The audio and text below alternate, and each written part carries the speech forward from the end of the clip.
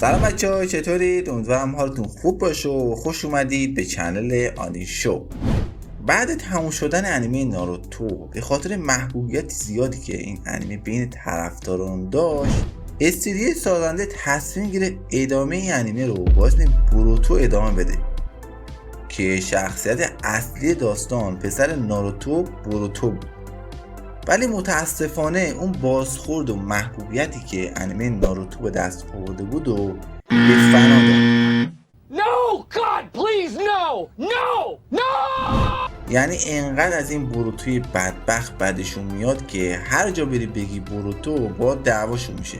تو این ویدیو حالا میخوایم ببینیم که چرا انقدر از این بوروتو بدشون میاد و اینکه اصلا چرا این انیمه بد شد و باید چیکار میکرد که انقدر هیت نگیره.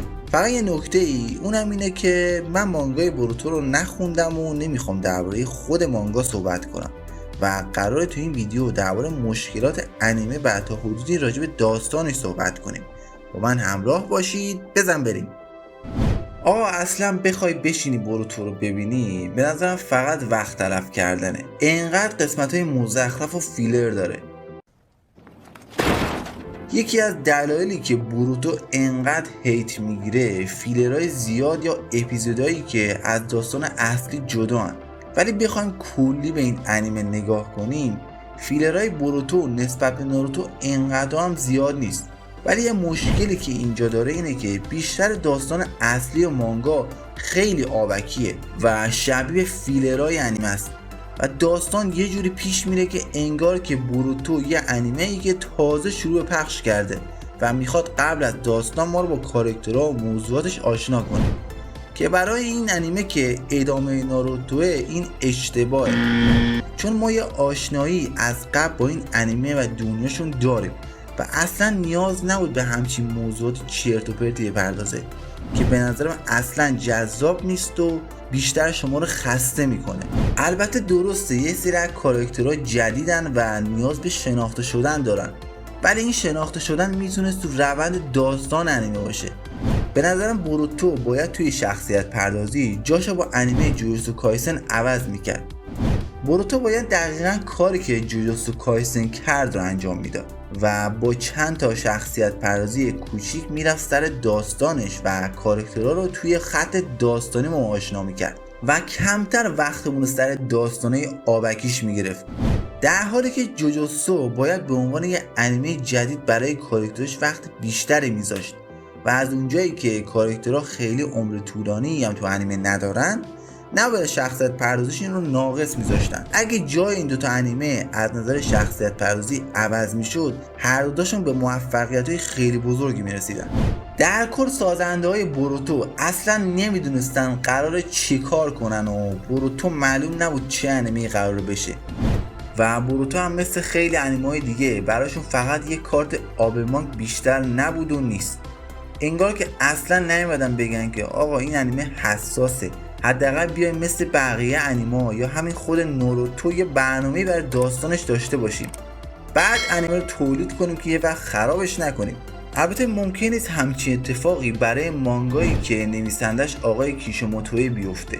در اصل داستان کلی برای بوروتو در نظر گرفته شده بود، ولی قبل اینکه بخوان داستان اصلی رو بسازن مجبور میشن انیمه یا همون مانگا رو با داستانای چرت و پرت و آبکی درست کنن. همینه که فیلر یا قسمتای حوصله سربر زیادی رو تو انیمه میبینیم که با دیدنشون فکر میکنیم داریم فیلر میبینیم. کاری هم نمیشه کرد چون باید یه جور وقت میخریدن.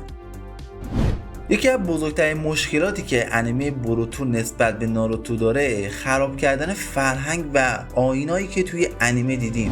ناروتو یکی از انیمه‌هایی که فرهنگ ژاپن رو زنده نگه داشته بود، از مذهبای بودایی گرفته تا غذاهاشون و داستانهای افسانه‌ای کشورشون، که بوروتو قشنگ زد این نماد و فرهنگ ژاپن رو با خاک یکسان کرد تا بتونه یکم با غربی‌ها راحت‌تر ارتباط بگیره که شاید فروشش بره بالاتر.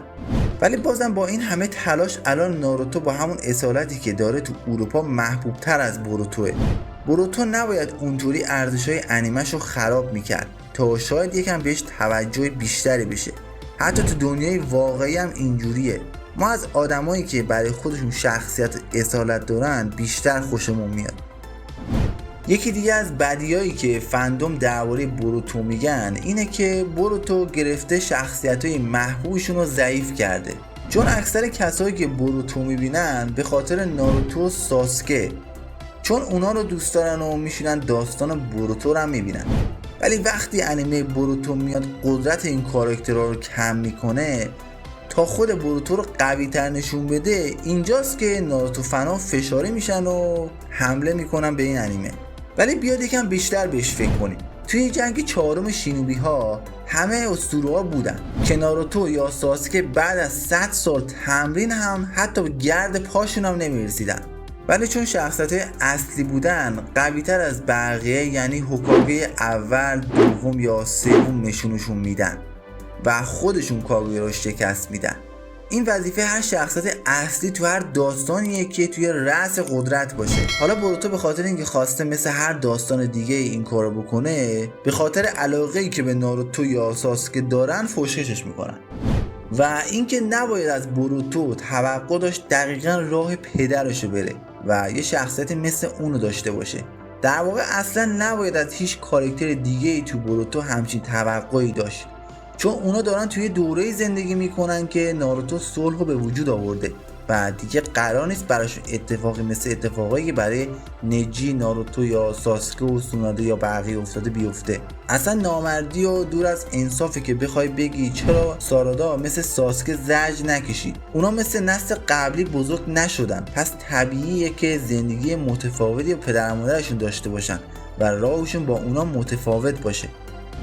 بوروتو با اینکه ادامه ناروتو محسوب میشه ولی یه انیمه دیگه است و داستانش کلا با ناروتو فرق میکنه و نمیتونه اونا رو کنار هم بذاره و اونا رو با هم مقایسه کنه. حالا همین صلحی که توی بوروتو وجود اومده که به خاطر ناروتوه باعث شده ویلنای انیمه هم ضعیف بشن. منظورم از ضعیف بودن اینه که در واقع شخصیت پردازی های اونا ضعیفه و اون شخصیت پردازی که ناروتو به خاطرش محبوبه رو نداشته باشن. اگه به خاطر جنگ یا درگیر نبود، پین، مادارا یا اوبیتو این هدف تغییر دنیا رو پیدا نمی کردن که بخواد حالا داستان ادامه پیدا کنه. این عمقی که کاراکترهای منفی ناروتو داشتن رو توی بوروتو نمیتونیم ببینیم.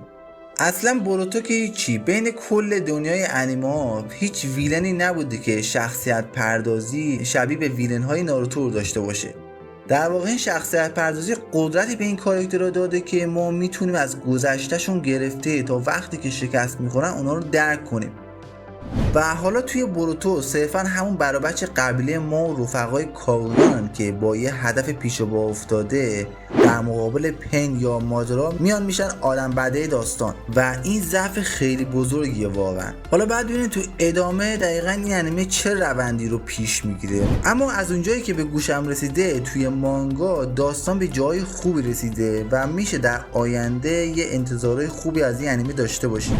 خب بچه‌ها ممنون که تا آخر این ویدیو رو دیدید. از این که تا اینجا با من همراه بودید ازتون ممنونم. تا جایی که میتونستم درباره مشکلای انیمه بوروتو و اینکه باید چیکار میکرد تا بهتر بشه حرف زدم و نظرمو گفتم. اگه نظر متفاوتی داشتید حتما توی کامنت ها بهم بگید. لایک و سابسکرایب فراموش نشه. تا ویدیوی بعدی، خدا نگهدار.